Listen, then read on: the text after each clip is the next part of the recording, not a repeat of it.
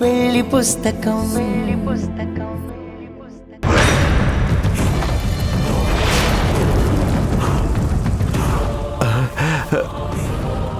ఏంటి నువ్వు మా దేవకి కొడుకువా? మరి ఇన్ని రోజులు ఈ విషయం ఎందుకు చెప్పలేదు చందు? ఏయ్ చందు కాదు, కంసుడి సంహారానికి వచ్చిన కృష్ణుణ్ణి.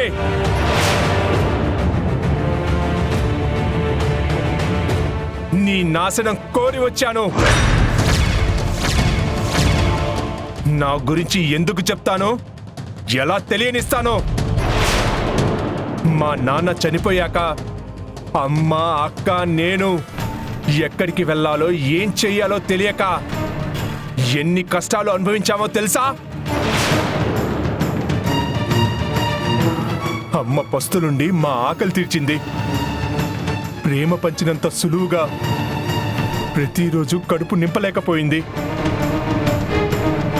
మమ్మల్ని ఎలా పెంచాలో తెలియక ఆ బాధలో బెంగతో హాస్పిటల్లో జాయిన్ అయింది.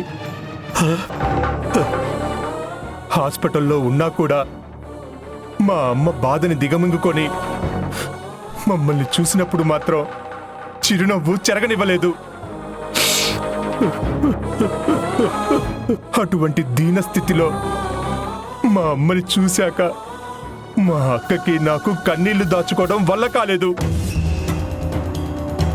చావు దగ్గరవుతున్నా కూడా మా అమ్మ మా కన్నీరు తుడిచి, ఏడవకూడదు నాన్న, అక్క నువ్వు ఎప్పుడు ధైర్యంగా ఉండాలి, ఇద్దరు ఎప్పటికీ దూరం అవ్వమని నాకు మాటివ్వమంది. నేను లేకపోయినా మీరిద్దరూ ఒకరికి ఒకరు తోడుగా ఉండాలని మా దగ్గర మాట తీసుకొని మాకు శాశ్వతంగా దూరమైంది.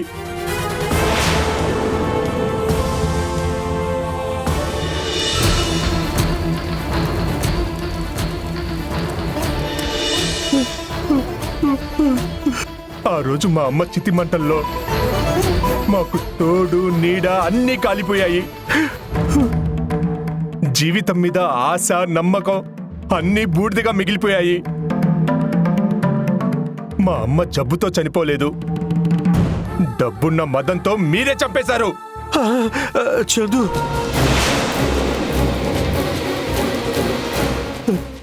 నీ బాధను నేను అర్థం చేసుకోగలను, కానీ వద్దు.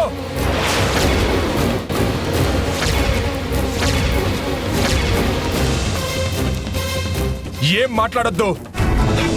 ఇప్పుడు నువ్వు అర్థం చేసుకున్న వ్యర్థమే హరిప్రసాద్. నాకు జరగాల్సిన నష్టం జరిగింది.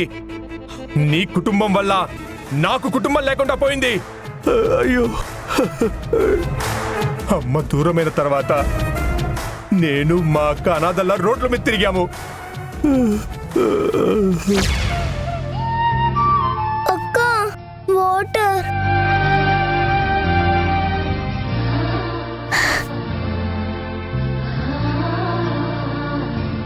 ఇలా రా.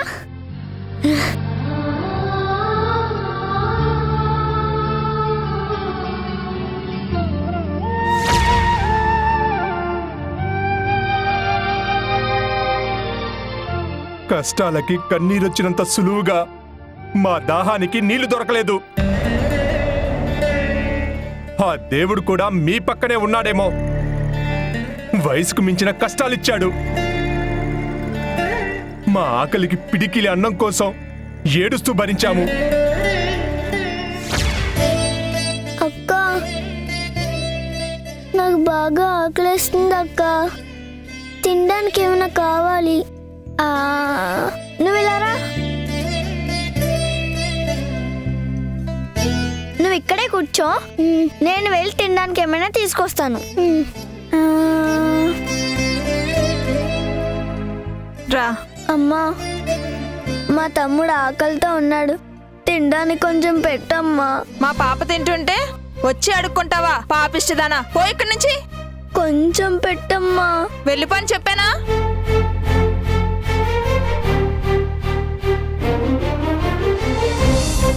అన్నా, మా తమ్ముడికి ఆకలేస్తుంది, నా దగ్గర డబ్బులు లేవు, కొంచెం సాయం చేయండి అన్నా.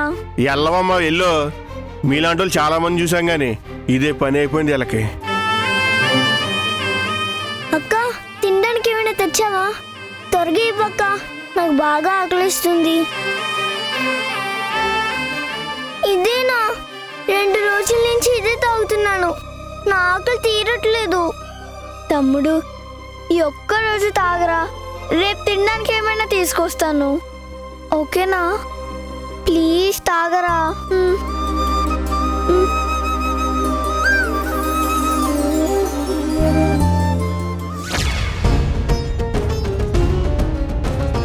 నా ఆకలి తీర్చడానికి ఎవరు సహాయం చేయకపోవడంతో మా అక్కకి ఏం చేయాలో తెలియక ఆఖరికి దొంగతనం చేసింది.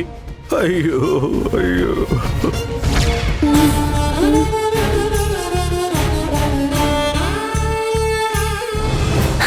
దొంగ దొంగ దొంగ పుట్టుకోరా.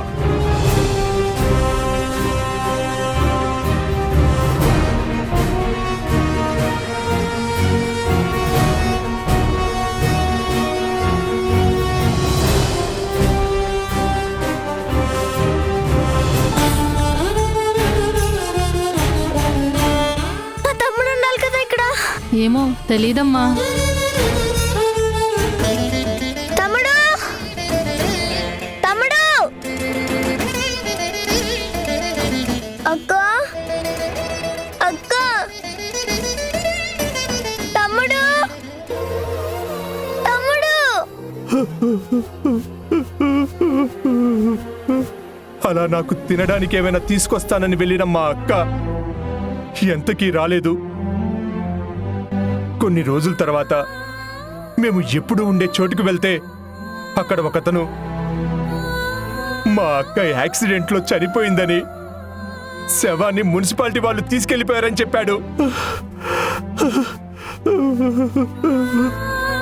మా అమ్మ ఆఖరి చూపులైనా మిగిలాయి, కానీ మా అక్కని మాత్రం చూడలేకపోయాడు. అప్పుడు మొదలైన కన్నీరు ఇప్పటికి కూడా ఆగలేదు. మా అమ్మ మా అక్కల చావుకు కారణమైన కుటుంబం మీద పగ తీర్చుకోవాలని ఇన్నాళ్ళు ఎదురు చూశాను. నేను అనుభవించిన ఒంటరితనాన్ని నీకు పరిచయం చేశాను.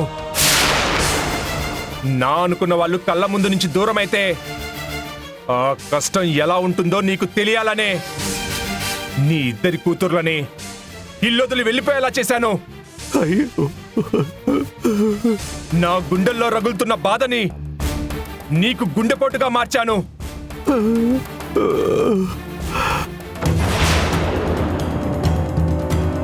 మా అమ్మ లేకపోయినా అమ్మా నాన్నని అక్కలో చూసుకోవాలనుకున్నాను. ఆఖరికి నా ఆశను కూడా చంపేసి నన్ను అనాథం చేశావు. లేదు చందు, నేనెవ్వరిని చంపలేదు. నా తండ్రి మూర్ఖత్వం, నా చేతకానితనం వల్లే మా చెల్లికి మీకు అన్యాయం జరిగింది. అది ముమ్మాటికి తప్పే, ఒప్పుకుంటాను. కానీ నువ్వు అనాథవి కాదు చందు. నీకు అమ్మ దూరమైనా అక్క ఉంది.